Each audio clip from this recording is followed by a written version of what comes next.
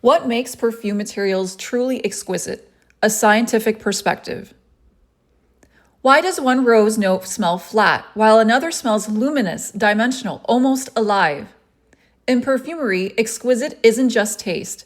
It's chemistry, structure, and how molecules interact with your senses. This isn't subjective fluff, there's real structure behind it. An exquisite material typically has molecular complexity, balanced volatility, clarity without harshness, a smooth evaporation curve, and an overall balanced composition. Exquisite materials don't just smell good, they evolve smoothly without breaking. Shape and functional groups determine how a molecule binds to olfactory receptors.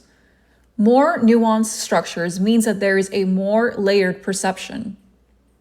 The key idea here is that simple molecules are linear and one-dimensional, while more complex and well-balanced molecules feel multifaceted and scented. So for example, if we are taking a single note citrus molecule that is a terpene, that might actually smell very bright and fleeting, but with a more complex structure, it creates depth, texture, and movement. The idea of purity versus complexity is there's a common misconception about this, because what people tend to get wrong about it is that there are fewer impurities when it comes to pure scents, and it's a much cleaner scent profile. So what this is that there is less of a noise or harsh edges when it comes to a purified scent. And for complexity, natural materials such as absolutes, they're usually very sticky and very complicated to work with. They contain hundreds of compounds in one molecule. So that is how creates that richness and that dimensionality. The balance is that exquisite materials sit at the intersection of purity and complexity. So they balance both that overall framework. They're rich, but they are very well defined. Our key molecular families and why they feel luxurious are, first and foremost, ketones. They offer that softness and diffusion, which is what we often find with florals and musks.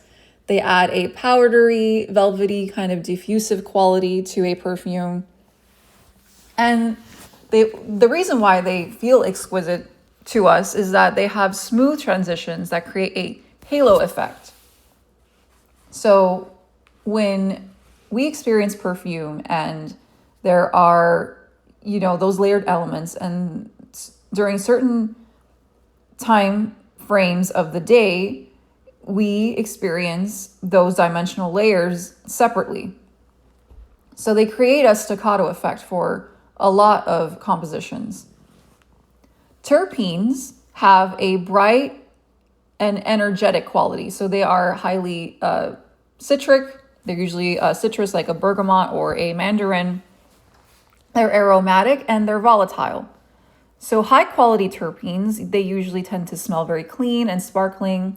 They're not harsh or sharp onto the nose. So yuzu is a great example of this. And bergamot, they can be quite harsh and sharp. So we as formulators, as perfumers, we ensure that it is more balanced and supported in a formula. The insight here is that exquisite use of terpenes is less about intensity and more about control. Where do we want the citrus, the terpene note, to take us? Where is it? How is it going to develop over time on the skin? Where are we going to really let this shine in the composition? And how does it evolve over time? Aldehydes offer a lift and abstraction, so it adds a sparkle, an airiness, and an expansion. When they are refined, they feel effervescent and elegant. They're not waxy or aggressive in any way. So these are white florals. They tend to offer that kind of luminosity to a perfume. They are very much giving that overall floral luminosity to a perfume. These kinds of molecules tend to be larger and heavier because their molecular structures are much more larger and complex. And they matter because They offer us that longevity, the texture, and the skin-like warmth that we're looking for in our base notes when a perfume has dissipated over time and it is evaporated. We are left with the memory of that perfume, and that perfume, the signature lies in the base notes. These materials often define what a fragrance feels like hours later. Volatility curve and smooth transition. So when we take it back to the structure, the overall structure of a perfume, we see that lower quality materials, often their sharp notes drop off. There's just disjointed transitions. There isn't really that kind of smooth projection of that perfume. And we see a lot of examples of this in the industry where, we're adding a terpene and a citric note. And so it can be quite sharp and it can be very present in the first 2 minutes. And essentially what happens is that over time, this sharp note falls very flat. It kind of loses that dimensionality the ideal dimensionality that we look for in a perfume is that it should be multifaceted. An exquisite material has a gradual, continuous evolution. So there is a clear storyline, there's a clear projection of top, middle, and base notes that continuous over time in a harmonious, gradual decay. The anchor line here is that it's not just what you smell like, it's also how seamless one moment turns into the next. Extraction and material quality. So this is important because when we're looking at the sources of these materials, we want to make sure that we are opting for high quality materials.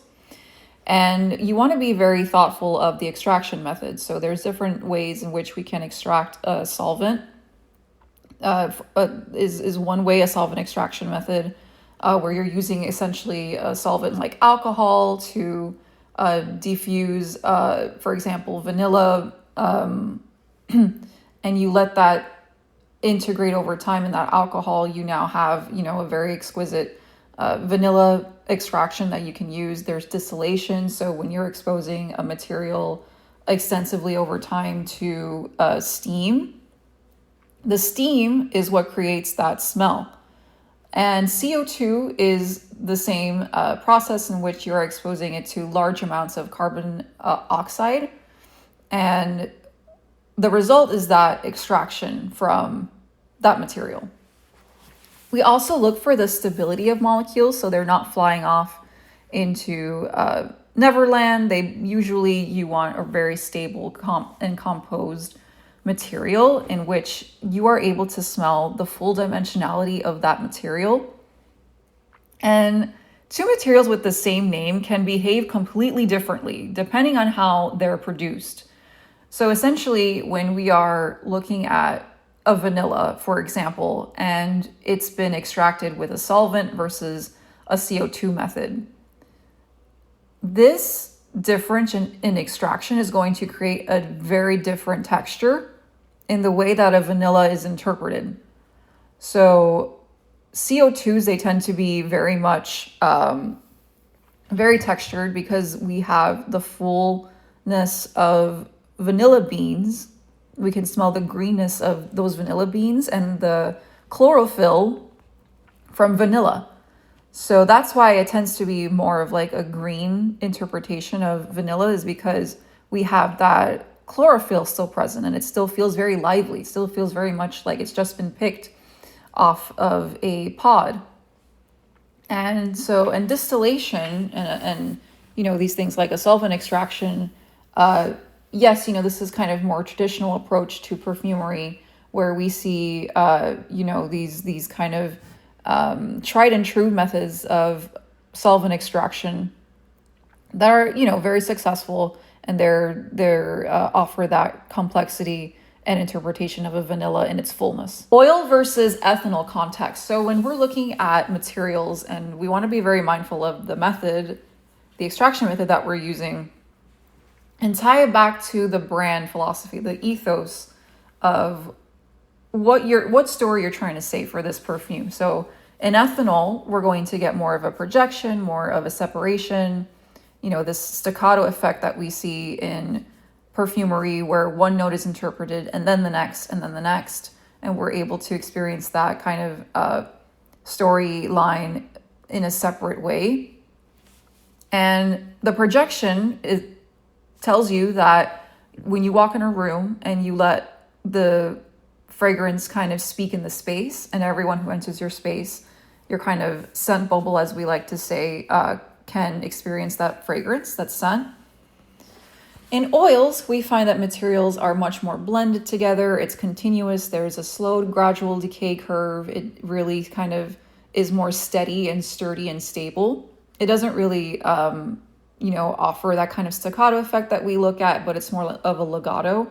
And there's a clear continuation between notes, and it's blended together harmoniously.